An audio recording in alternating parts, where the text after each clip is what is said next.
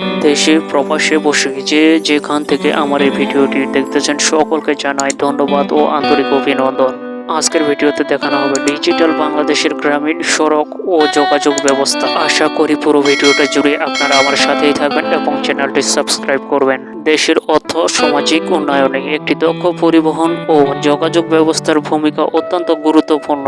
উৎপাদনে উপকরণের সুষম বণ্টন, উৎপাদিত পণ্যের সুষ্ঠু বাজারজাতকরণ, দেশব্যাপী দ্রব্যমূল্যের স্থিতিশীলতা বজায় রাখা এবং দ্রুত শিল্পায়নের জন্য একটি সমন্বিত পরিবহন ও যোগাযোগ ব্যবস্থা একটি অবকাঠামো হিসেবে কাজ করে।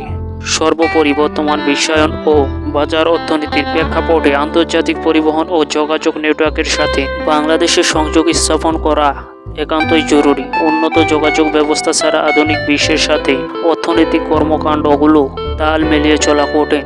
যোগাযোগ ব্যবস্থার উন্নয়ন ও আধুনিকরণের ফলে বিশ্বের দেশগুলোর আজ খুব কাছাকাছি এসে গেছে বাংলাদেশ।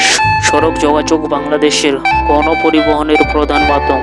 দেশের প্রতিটি জেলার মধ্যে এখন সড়ক যোগাযোগ ব্যবস্থা গড়ে উঠেছে। 2005 সালের জরিপ অনুযায়ী পাকা ও কাঁচা মিলিয়ে বাংলাদেশের মোট 2,41,286 কিলোমিটার দীর্ঘ সড়ক ও জনপদে রাস্তা ছিল।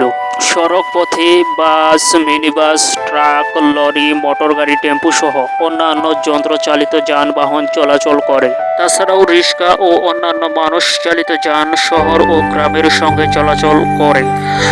দ্রুত পণ্য পরিবহনের আদর্শ মাধ্যম হচ্ছে সড়ক পথ। আমার এই ভিডিওটির উদ্দেশ্য হলো গ্রামগুলোতে এখন মহাসড়ক নির্মাণ করা হচ্ছে। দেখতেই তো পাচ্ছেন এই সড়কটি গ্রামীণ সড়ক হলেও কত সুন্দর। ফলে কৃষকের কৃষি পণ্য বাজারজাতকরণ সহজ হচ্ছে এবং যাতায়াতের সুবিধা সহ অন্যান্য সুবিধা পাওয়া যাচ্ছে।